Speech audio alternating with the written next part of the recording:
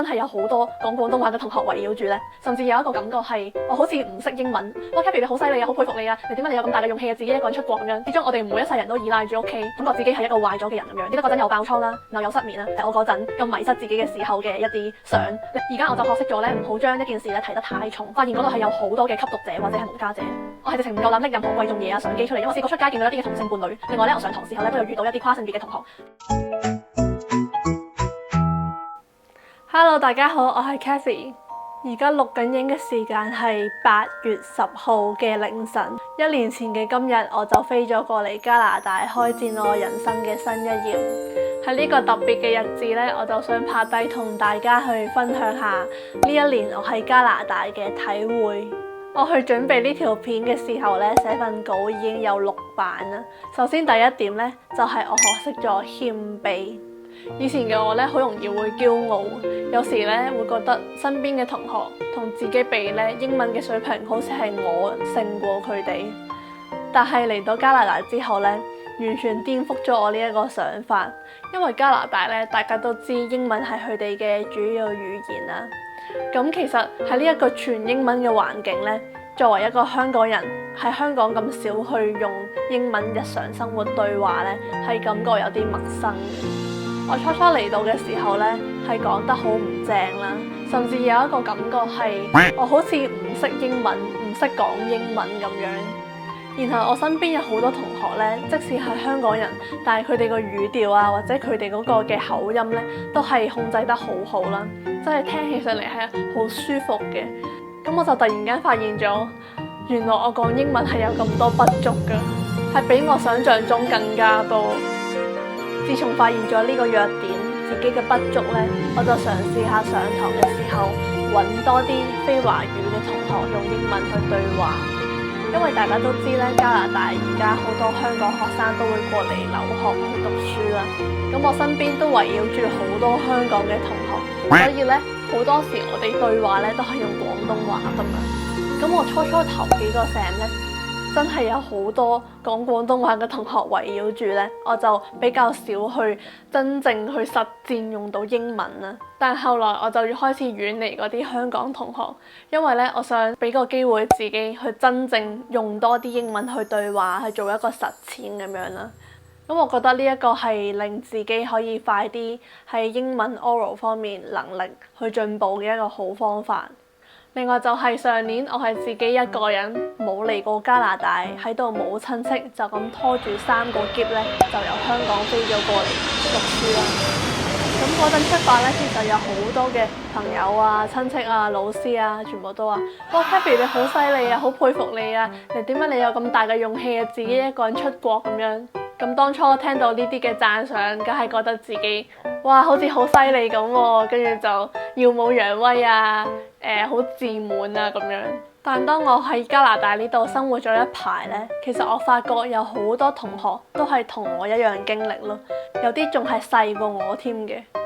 當我見到身邊有咁多人都係自己一個過嚟生活讀書，我就發覺其實冇咩了不起。始終我哋唔會一世人都依賴住屋企，總有一日會出嚟自己生活。呢一個係人生嘅必經階段嚟㗎嘛。所以其實冇咩咁值得驕傲。呢兩件事雖然好似好微不足道，但係改變咗我嘅性格。由我本身係好容易會自滿咧，慢慢改變到我而家學識咗，其實謙卑作為一個人係好重要。第二點咧，就係我學識咗照顧自己，又或者可以講係自愛啦。作為一個國際學生，我知道喺加拿大俾學費咧真係相當之貴，同埋我係嚟到讀一啲大學嘅課程啦，所以咧我當初嚟到我就覺得，其實自己唔再係一個細路啦，要為自己嘅將來要負責咧，所以根本冇藉口、冇退路去俾自己再去偷懶或者唔讀書咁樣。嗰陣我聽到我嘅宿舍香港鄰居咧講咗一句好有意義嘅説話，佢話：我哋係嚟讀書唔係嚟度假嘅。所以我就喺度諗，係喎，我真係要為自己好好負責啦，所以我頭幾個學期呢，係真係非常之用功啦。咁我好開心呢，我頭2個學期係差唔多全部嘅科呢都係攞到 A 咁樣啦，或者去到 A+ 都有嘅。但係攞到好成績換來嘅係咩呢？喺嗰段咁搏殺、咁用盡全力嘅日子呢，我嘅情緒同埋精神呢係非常之低落嘅。我記得嗰陣又爆瘡啦，然後又失眠啦，我仲試過咧係夜晚瞓唔着咁樣，然後就眼光光等到天光咧，朝早6點就去 dining hall 嗰度食早餐，然後食完早餐先再瞓覺。我感覺自己係一個壞咗嘅人咁樣，就淨係識要我要讀書，我要努力，我要攞到最好成績，我唔可以再去頹廢，我要用盡全力。但係嗰排我就好似失去咗我自己咁樣。後嚟有一日我就覺得我好似唔可以再沉淪喺呢一個咁迷失嘅狀態，因為我就係自己喺度讀書，咁如果你唔夠自己就冇人幫到你噶咯。所以我就慢慢去調節翻好我自己啦，由飲食啊或者其他生活習慣咧去入手。咁大家之前都有見到我出咗段片咧，就係一個自律挑戰啦。其實某程度上咧，入邊少少內容都係包含咗我去調節翻成個人一個正常嘅生理狀態一啲條件，即係好似我咪話要飲2000毫升、3000毫升嘅水嘅，我就覺得飲咁多水咧，就係令我成個人去調節翻好我嘅狀態一個好重要嘅一步。咁我喺度 key 翻張相啊，呢一個皮膚狀態咧就係我嗰陣咁迷失自己嘅時候嘅一啲相，你可以見到咧係非常之慘不忍睹嘅。咁自此之後咧，我就慢慢開始去改變自己啦。因為以前咧我就好完美主義啦，每份嗰啲 essay 啊、嗰啲 assignment 咧，我都希望可以做到最好咁樣先交，然後就捱壞咗自己。而家我就學識咗咧，唔好將一件事咧睇得太重。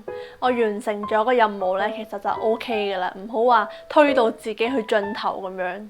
大家可以見到我而家成個人嘅狀態咧係好咗好多，尤其是好明顯咧，我皮膚咧近排保養嘅時候，我係發覺啲粒粒咧係完全消失晒。雖然好老土，但係有好嘅身體先可以去行更遠嘅路咧，係非常之正確嘅。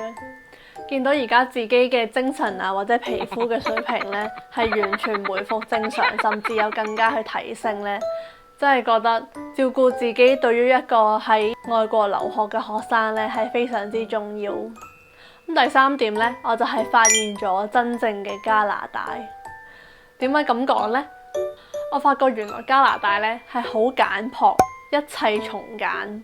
呢一度咧佢係冇好華麗嘅裝修，大家咧會見到香港啦有好多好靚嘅商場啊，4、5、6、7層咁樣，但係加拿大嘅商場咧呢度係好少見。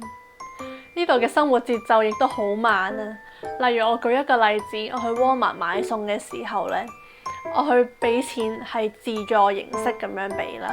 咁我咧將啲嘢擺翻落自己嘅袋，諗住執嘅時候咧，我成日會覺得，哎呀，我好似去耽誤住人喎，人哋好多人排緊隊要俾錢，但係我仲自己喺個收銀台度咁樣執，好似好浪費人哋嘅時間。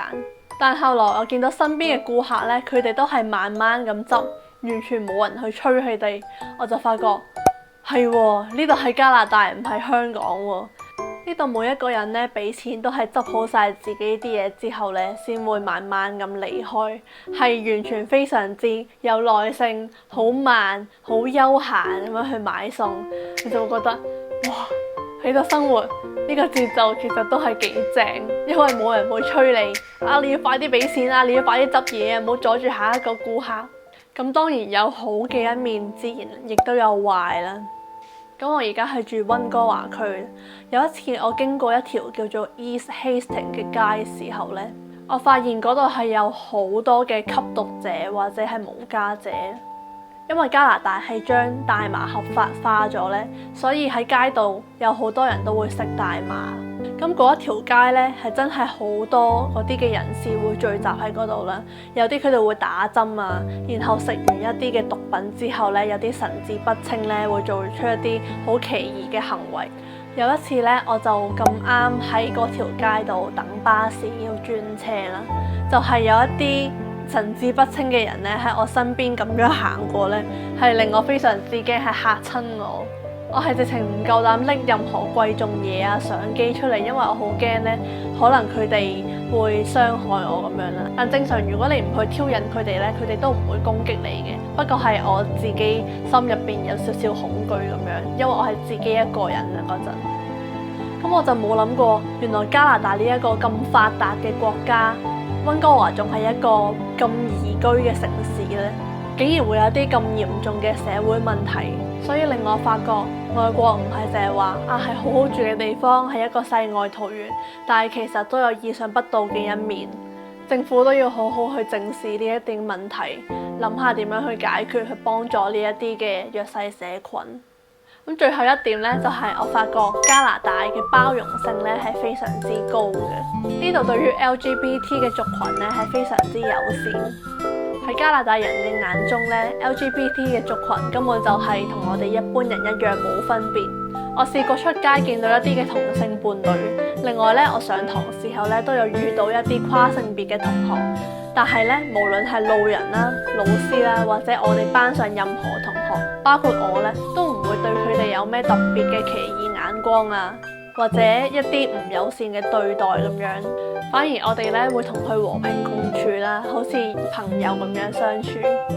另外溫哥華呢度咧，亦都有1年1度嘅 Pride Parade 去支持呢一啲嘅同性嘅族群。我覺得加拿大喺呢一方面真係做得好好啊，咁樣可以令 LGBT 族群嘅朋友咧感受到好多嘅愛。所以呢一個咧，亦都係我好欣賞加拿大政府嘅一點。好，咁以上咧就係我喺加拿大1年嘅所有體會啦。我咁樣就自己生活咗1年啦。其實我覺得一個人都可以盡興。希望接下來喺加拿大嘅第2、第3好多年都可以繼續發掘唔同嘅嘢，然後同大家分享。我亦都相信喺加拿大呢個地方會成就到更好嘅自己嘅。唔知大家對我講嘅嘢有咩意見呢？歡迎喺留言話我知，同我討論。希望大家會中意呢一個分享啦。咁我哋下條片再見啦，拜拜。